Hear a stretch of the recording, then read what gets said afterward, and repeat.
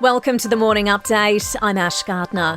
A hero's welcome for Novak Djokovic after touching down in Serbia. He was greeted by supporters after arriving back home in the wake of the visa saga. Pressure is now mounting on Tennis Australia's chief executive, Craig Tiley. Australia and New Zealand are sending more humanitarian aid to Tonga in the wake of the underwater volcanic eruption that triggered a tsunami.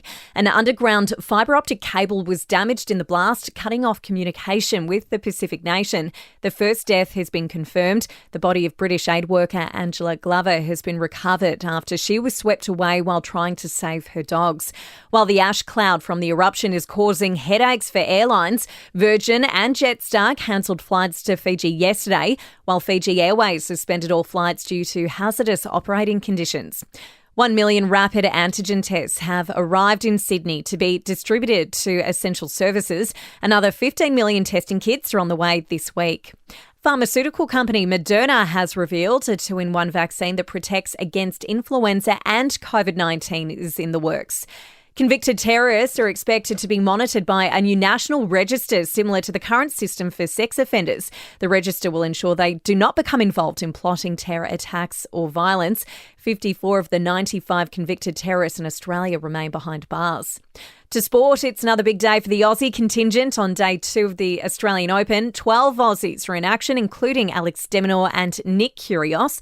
Yesterday, Ash Barty breezed through to the second round with a straight sets win. Barty says it feels good to be back at Melbourne Park. So I thought I did a good job. It was just nice and solid to get out here and play a decent match and just feel like I enjoyed it. I think that's the most important thing. While Isla Tomljanovic, Tanasi Kokonakis and James Duckworth were all eliminated in the first round. And in Big Bash, the Adelaide Strikers took out an 8-wicket win over the Sydney Sixers, while the Perth Scorchers beat Brisbane Heat by 6 wickets. In AFLW, the match review panel has handed down suspensions to Gold Coast Ali Hampson. The Eagles, Emma Swanson and the Giants, Tate McCrill, all have been robbed out for one game for incidents at the weekend. In entertainment news, Google has marked Betty White's 100th birthday with a tribute on its page. Rose petals and the message, "Thank you for being a friend," appear on the page when you search Rose, her Golden Girls character.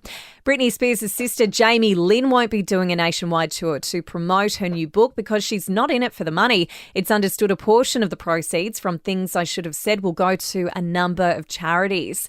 And the latest instalment in the Scream franchise has dethroned Spider-Man No Way Home to take out top spot at the US box office over the weekend. It raked in $34 million across more than 3,500 locations. And that's the latest from the Nova Podcast News team. We'll see you this afternoon for another episode of The Update.